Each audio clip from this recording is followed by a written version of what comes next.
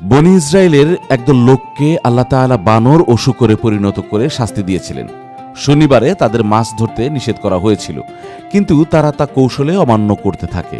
ফলে আল্লাহর গজব অনিবার্য হয়ে পড়েছিল। পবিত্র কোরআনের একাধিক সূরার একাধিক আয়াতে এই গল্পের কথা এসেছে। ঘটনার সংক্ষিপ্ত বর্ণনা ও প্রাসঙ্গিক আলোচনার আগে আমাদের ইবাদতের পথে চ্যানেলে সাবস্ক্রাইব করে নিন। লাইক, কমেন্ট ও শেয়ার দিয়ে ইসলামের খেদমত করার সঙ্গী হন।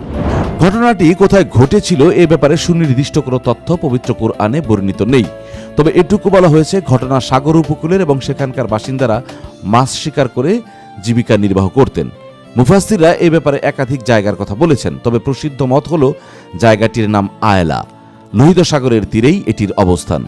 সিনাই থেকে মিশর কিংবা মিশর থেকে মক্কা যাওয়ার পথ থেকে বসতিটি দেখা যেত। ইবনে কাসির, ফাথুল বারী। ঘটনার সময়কাল সম্পর্কেও কোরআনে স্পষ্ট কোনো তথ্য নেই। সময়টি খ্রিস্টপূর্ব 1100 সাল বলে ধারণা করা হয়। প্রসিদ্ধি আছে ঘটনাটি দাউদ আলাইহিস সালামের যুগের, তবে এ মত সঠিক বলে মনে করেন না অধিকাংশ মুফাসসির। ইবনে কাসির, আরাবি, ইবনে হাইয়ান ও রাজির মতো মুফাসসিররা এই মতের বিপক্ষে অবস্থান নিয়েছেন। তারা মনে করেন ঘটনার সময় আয়লা জনপদে কোনো নবী ছিলেন না, বরং ঘটনাটি ঘটেছিল মুসা আলাইহিস সালাম এবং দাউদ আলাইহিস সালামের যুগের মাঝামাঝি সময়ে। কোরআনের বর্ণনাশৈলী থেকেই এই মতের পক্ষে প্রমাণ মেলে। ইবনে কাসির, কাসাসুল কোরআন। ঘটনাটি ইসলামের ইতিহাসের আসহাবুস সাবাতের গল্প নামে পরিচিত। আরবি সাবত শব্দের অর্থ শনিবার।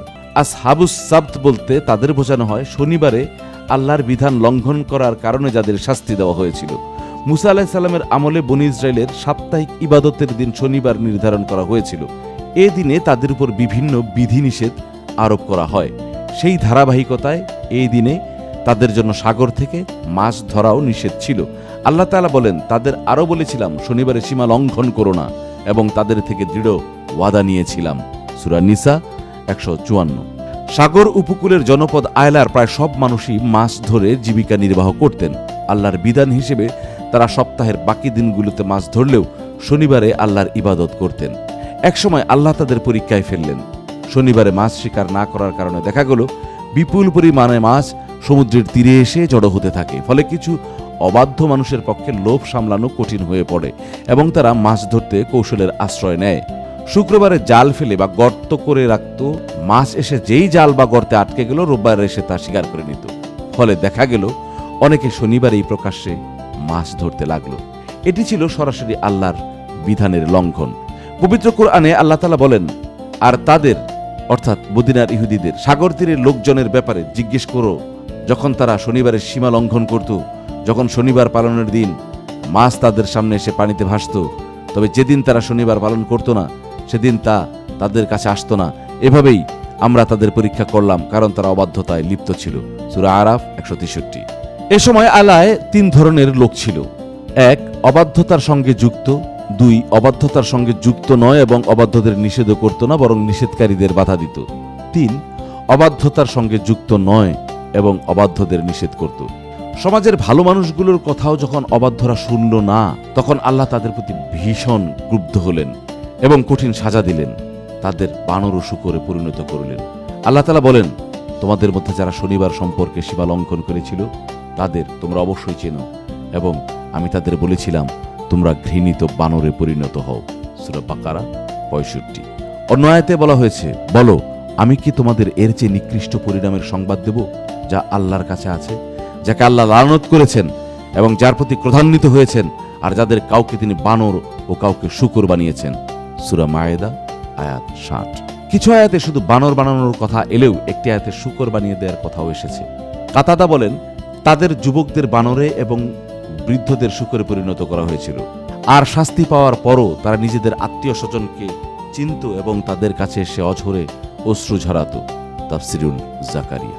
কোরআনের আয়াত থেকে এ কথা স্পষ্ট যে তারা অবাধ্যদের উপদেশ দিয়েছিলেন, আল্লাহ তাদের রক্ষা করেছিলেন, আর যারা অবাধ্যতায় লিপ্ত ছিল আল্লাহ তাদের সাজা দিয়েছিলেন।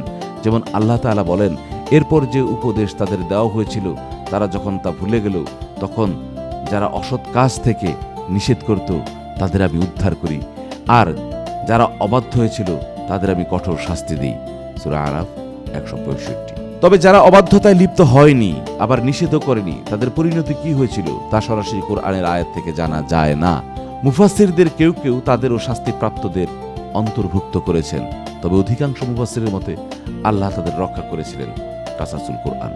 এ কালের বানর শূকর কি ইহুদিদের বংশধর? এরকম একটা প্রশ্ন আসতে পারে। অনেকে মনে করেন এ কালের বানর শূকর বনী ইসরায়েলের সেই শাস্তিপ্রাপ্ত লোকদের বংশধর। এ ধারণা সঠিক নয়, কারণ শাস্তি পাওয়ার তৃতীয় দিনই তাদের সবার মৃত্যু হয়েছিল এবং তারা পৃথিবীতে বংশবিস্তার করেনি। এটা কাসাসুল কোরআন। এক সাহাবী মহানবী সাল্লাল্লাহু আলাইহি ওয়াসাল্লামকে জিজ্ঞেস করলেন, হে আল্লাহর রাসূল, এ কালের বানর শূকরগুলো কি সেই রূপান্তরিত ইহুদিদের বংশধর? তিনি বললেন, আল্লাহ তাআলা যখন কোনো জাতিকে ধ্বংস করেন বা আযাব দেন, তখন তাদের বংশ পৃথিবীতে বাকি রাখেন না। মূলত বানর শূকর তাদের আগে থেকেই ছিল। কিয়ামতের আগে মানুষ কি বানর বা শূকরে পরিণত হবে? বুখারী শরীফের এক হাদিসে কিয়ামতের আগে কিছু মানুষকে বানর ও শূকরে পরিণত করার হুঁশিয়ারি এসেছে। এটিকে হাদিস বিশারদরা কিয়ামতের অন্যতম আলামত হিসেবে উল্লেখ করেছেন। মহানবী সাল্লাল্লাহু আলাইহি ওয়াসাল্লাম বলেছেন, আমার উম্মতের মধ্যে এমন কিছু দল সৃষ্টি হবে যারা ব্যভিচার, রেশমি কাপড়, মদ ও বাদ্যযন্ত্র হালাল মনে করবে। একইভাবে এমন কিছু দল থাকবে যারা পাহাড়ের পাদদেশে বসবাস করবে। বিকেলবেলায় যখন তারা পশুর পাল নিয়ে ফিরবে, তখন তাদের কাছ থেকে কোনো অভাবী ভিক্ষুক এলে বলবে, আগামীকাল সকালে এসো। এদিকে রাতের আধারেই আল্লাহ তাদের ধ্বংস করে দেবেন, পাহাড় ধসিয়ে দেবেন, আর বাকিদের কিয়ামত পর্যন্ত বানর ও শূকর বানিয়ে রাখবেন। বুখারী 5590। এই গল্প থেকে কি শিক্ষা? আসহাবুস সাবাতের গল্প থেকে আমাদের জন্য শেখার অনেক উপাদান রয়েছে। যেমন, সৎ কাজের আদেশ দেওয়া, অসৎ কাজে নিষেধ করা ইসলামের অত্যন্ত গুরুত্বপূর্ণ দায়িত্ব। সমাজে কেউ অন্যায় করলে তাকে নিবৃত্ত করার সাধ্যমতো চেষ্টা করার নির্দেশ ইসলাম দিয়েছে। এই মহান দায়িত্ব পালন না করলে সমাজের সবাইকে আল্লাহর শাস্তির মুখে পড়তে হবে। আল্লাহ যা আদেশ করেছেন তা নিষ্ঠার সঙ্গে পালন করা জরুরি। কোনো প্রকার কৌশল, বাহানা, প্রতারণার আশ্রয় নিয়ে তা এড়িয়ে যাওয়ার চেষ্টা করা নিষেধ। মহানবী সাল্লাল্লাহু আলাইহি সাল্লাম বলেছেন, ইহুদিরা যে গুনাহগুলো করেছিল তোমরা তা করো না, এতে তোমরা তাদের মতো হারাম বিষয় কৌশল করে হালাল করে ফেলবে। বিকৃতির শাস্তি আল্লাহ বিকৃতির মাধ্যমেই দেন। তারা মহান আল্লাহর বিধান বিকৃত করেছিল, আল্লাহ তাদের আকৃতি বিকৃত করে বানর বানিয়ে দিয়েছেন। আল্লাহর কোনো বিধান আবশ্যক করে দিলে সেই বিধানের পেছনের কারণ না খুঁজে তা পালন করাই বান্দার প্রধান কর্তব্য। মহান আল্লাহ তাআলা আমাদের সঠিক পথে আমাদের জীবনযাপন করার তৌফিক দান করুন। আমিন।